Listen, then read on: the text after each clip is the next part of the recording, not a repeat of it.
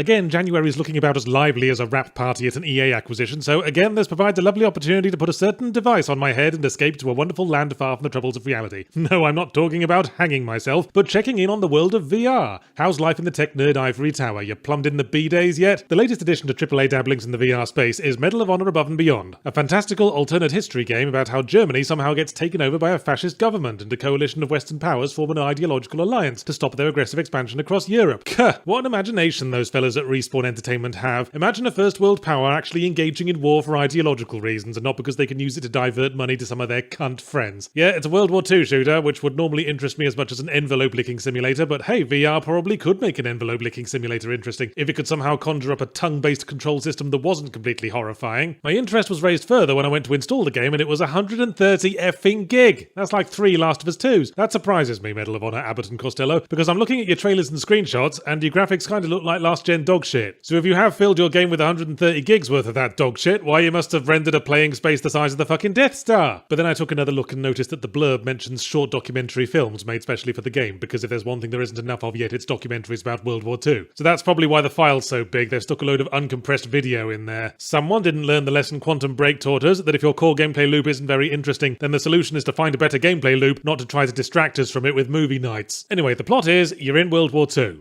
That about sums it up. You're generic non-speaking soldier man who gets caught up in the usual sightseeing tour, hanging with the French resistance in wine country, sunbathing on Omaha Beach, all while hanging out with characters so generic they might as well have been wearing mascot costumes. I get the logic. VR automatically adds a new dimension of immersion, so might as well just do the bare minimum in terms of creativity and gameplay innovation, but that logic hinges on being able to maintain that immersion, and Medal of Honor Apples and Pears fucks that up at every turn. The graphics are, as a great man very recently said, dog shit. At one point I was looking down at Omaha Beach from a recently liberated pillbox and thinking, I'm no historian, but I'm pretty sure there's supposed to be some soldiers running up that thing right about now. The guns are going for the historical accuracy that World War II shooter fans are weirdly insistent on, so remember every mission to switch to the MP40 first chance you get, because those Nazis might not have known much about race relations, but they jolly well knew how to design a machine gun, by jingo. But they're always covered in distracting immersion-breaking glowy lines, showing you which bit to hold and where to put the ammo and unicorn stickers. And it bothers me that the gunplay is largely based around two-handed guns, because as I've said, two-handed guns in VR are kind of a lost cause, because aiming the imaginary barrel is like trying to play snooker when both your arms are asleep. The handling of things feels very dodgy. With the index at least there seems to be an occasional delay on registering changes in finger position, so I'd be trying to let go of a gun and end up having to shake it off like a piece of snot. At other times the grab range for objects seems a bit over generous and I keep accidentally drawing my pistol when I'm trying to grab something on the floor or adjust my underpants, although that might partly be due to my stubborn insistence on sitting down while playing VR. I know, where do we complaining spine-havers get off trying to couch potato our way through the tech revolution? It's almost like people want to be comfortable when they're trying to relax and unwind with a piece of entertainment media. Normally, a VR game would be courteous enough to provide a crouch button for people like me who don't want to physically squat because it takes several minutes of breathing exercises to psych myself up to standing up again, but Medal of Honor and another thing doesn't seem to have one, despite the importance of taking cover in a firefight. So I'm left tottering gormlessly up Omaha Beach like a glow-in-the-dark mouse in an owl sanctuary. So all the immersive qualities of VR are cancelled out by unimmersive glitches, visuals, and the story campaign's infuriating habit of nailing your feet to the floor every 5 minutes for unskippable dialogues, and all that remains is an incredibly lazily designed World War II shooter, where every level has like 1 minute long loop of generic heroic music that plays constantly whether you're in a gunfight or very heroically pausing to wipe bogeys onto a Nazi commandant's office chair, and where the gameplay consists largely of moving to the next room and shooting another handful of newly spawned Nazis, who all have AI granting them the self-preservation instincts of moths in a pizza oven. There's one level set on a train, that's the absolute epitome of this. Shoot 2 guys, move to the next carriage, shoot 2 guys, move to the next carriage. Christ, this is retroactively sucking the fun out of every good train level I've ever played. Hey, why is the chef in the dining car trying to shoot me? I asked because at the start of the level I was specifically told not to shoot the train driver because he was a conscripted civvy. Bit inconsistent. Are you telling me the Nazi party made sure to win over the fucking patisseries before the essential transport workers? The room-by-room shooting is broken up by gimmicky set pieces, mostly turret sections, or vehicle sections with a turret on them, and either this means having to tackle an incredibly awkward gun that I can't look down the sides of because it's fixed and I can't duck, or the turret just aims wherever I'm looking and it's about as challenging as trying to spit through a ladder. There's one decent bit early on where you have to position a couple of shooters in preparation for an ambush that might fool you into thinking the game's going to have some fucking strategic depth, but no, it's just another one-time gimmick, another oversized hat to briefly wear and then discard like an overworked Disneyland actor. In summary, Medal of Honor tea and biscuits, get the fuck out of my glorious world of tomorrow with this PS3 era bullshit. VR isn't the place for your hacked out middle-of-the-road war shooters. It's about exciting new concepts and immersive spectacles and staggeringly uncomfortable porn.